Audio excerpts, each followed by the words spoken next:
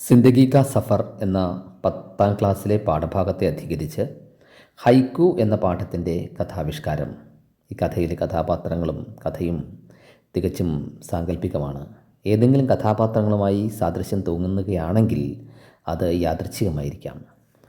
കഥാവിഷ്കാരം Antony P. കഥയുടെ പേര് സൂഖ യാ ബാഠ്. സൂഖയും ബാഠും രണ്ട് പാവപ്പെട്ട കുട്ടികളാണ്.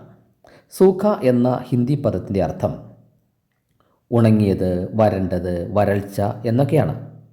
ബാഠ് എന്നാൽ വെള്ളപ്പൊക്കവും. ഇവർ രണ്ടുപേരും പാവപ്പെട്ടവരാണ്. ഗരീബ് പരിവാർ വാലെ. ഗരീബി ദാരിദ്ര്യം, അതാണ് അവരുടെ മുഖമുദ്രയും. ചോർന്നൊലിക്കുന്ന ഒരു കുടിലാണ് ഇവരുടെ താമസം.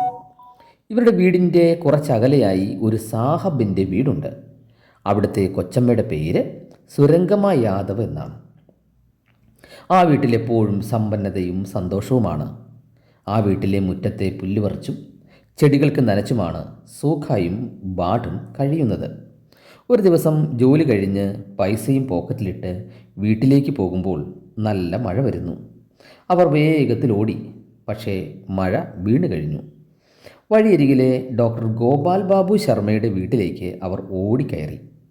അവിടെ ഗോപാലൻ ചേട്ടൻ വൃദ്ധാവസ്ഥയിലാണ്. ആരും ആശ്രയത്തിനില്ല. ഭാര്യ മരിച്ചു. 2 മക്കളുണ്ട്. പക്ഷെ അവർ ചേട്ടനെ ഉപേക്ഷിച്ച മട്ടിലാണ്. സൂഖയും ബാഠും ഗോപാലൻ ചേട്ടനെ സഹായിച്ചു. മഴ തുറന്നപ്പോൾ അവർ പുറത്തേക്ക് ഇറങ്ങി. അതാ ഗേറ്റിൻ്റെ അടുത്ത് സ്കൂട്ടറിൽ കമല നിഖുർപ്പ നിൽക്കുന്നു. സൂഖ പറഞ്ഞു, അതാണ് കമല നിഖുർപ്പ ചേച്ചി. ഗോപാലൻ ചേട്ടൻ്റെ ഒരകന്ന ബന്ധുവാണ്. ഗോപാലൻ ചേട്ടനും കമല ചേച്ചിയും നല്ല അടുപ്പത്തിലായിരുന്നു. തണുത്തുറഞ്ഞ് സ്നേഹഹീനമായ ഈ ലോകത്ത് സ്നേഹത്തിൻ്റെ ചൂട് തേടി നടന്നവളായിരുന്നു അവർ. എന്തുകൊണ്ടോ അവരുടെ വിവാഹം നടന്നില്ല. ഇപ്പോൾ കമല ചേച്ചി പഞ്ചായത്ത് പ്രസിഡൻ്റാണ്. അവിവാഹിത. സ്നേഹത്തിനു വേണ്ടി ഇപ്പോഴും അലഞ്ഞു തിരിയുകയാണ്. ആ നിരാശ മുഖത്ത് കാണാം. കാറ്റ് വീശി വീണ്ടും മഴ പെയ്യാൻ പോകുന്നു. സൂഖയും ബാഠും വീണ്ടും ഓടി. മറ്റൊരു വഴിയിലൂടെ കമല നിഖുർപ്പ അതിവേഗത്തിൽ സ്കൂട്ടർ ഓടിച്ച് പാഞ്ഞു. പ്ലാസ്റ്റിക് മേഞ്ഞ ചുറ്റും വെള്ളക്കെട്ടുള്ള തങ്ങളുടെ വീട്ടിലേക്ക് സൂഖയും ബാഠും ഓടിക്കയറിയതും ആ തകർപ്പൻ മഴ പെയ്തതും ഒന്നിച്ചായിരുന്നു.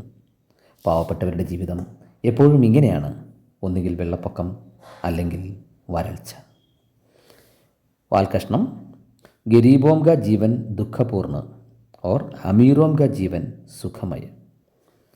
वृद्धावस्था में आश्रय की तलाश, स्नेहहीन संसार में प्रेम और सहानुभूति की तलाश.